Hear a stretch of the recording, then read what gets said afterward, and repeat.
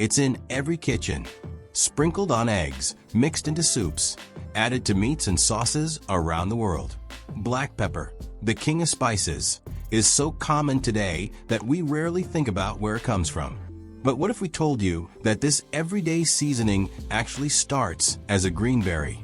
That it grows on lush tropical vines, is hand-harvested under the sun, and goes through a dramatic transformation to become the wrinkled, black, and powerful spice we know today. This is the journey of black pepper, from berry to bold spice. Let's start at the very beginning. Black pepper comes from the pepper plant, scientifically known as Piper nigrum. It's a flowering vine native to the Malabar coast of India, although today it's also widely cultivated in countries like Vietnam, Indonesia, Brazil, and Sri Lanka. The pepper plant thrives in hot, humid tropical climates, often growing on tall wooden poles, trees, or trellises. These vines can reach heights of up to 10 meters and begin producing pepper berries or peppercorns about 3 to 4 years after planting. What's fascinating is that all types of pepper, black, white, green, and even red, come from the same plant. The difference lies not in the species, but in when the berries are picked and how they're processed. For black pepper, timing is everything. Farmers harvest the berries when they are still green and unripe, but just beginning to turn yellowish red. This is the moment when the flavor compounds are most potent. The berries grow in long, grape-like clusters that are carefully handpicked to avoid damaging the plant. Once harvested, the transformation begins. The green berries are first briefly boiled or blanched in hot water. This step cleans them, helps preserve them, and begins to rupture the outer skin, allowing enzymes to start the process of darkening and drying. After blanching, the berries are laid out under the hot sun to dry naturally, usually on large mats or drying yards. Over several days, something remarkable happens. The berries begin to shrink and wrinkle, turning from green to a deep brownish-black color. The outer skin hardens and darkens due to oxidation and enzymatic reactions, similar to how a cut apple turns brown.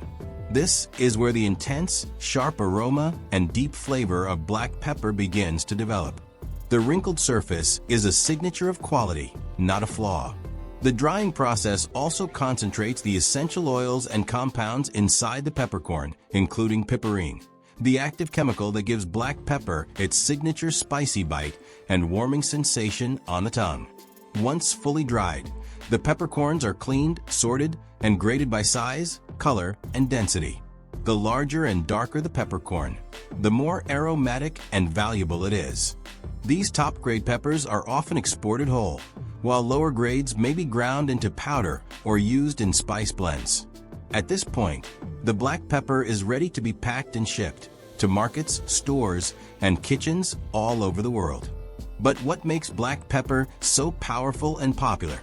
Unlike chili peppers, which burn the mouth through capsaicin, black pepper works in a subtler, more complex way.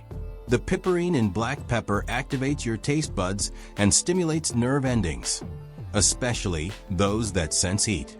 This creates a warming, tingling sensation that enhances the flavor of food without overpowering it. Black pepper also increases salivation and digestion, which is why it's long been used not just as a seasoning, but as a digestive aid in traditional medicine. In fact, for centuries, black pepper was more than a spice. It was a form of currency. Known as black gold, it was once so valuable that wars were fought and trade routes were built around it. From ancient Indian Ayurveda to medieval European feasts, black pepper has touched nearly every corner of global history. Today, black pepper is one of the most traded spices in the world, and it still plays a central role in global cuisine. Whether it's cracked over a steak, stirred into a curry, or blended into barbecue rubs, it adds not just heat, but depth, aroma, and character to food.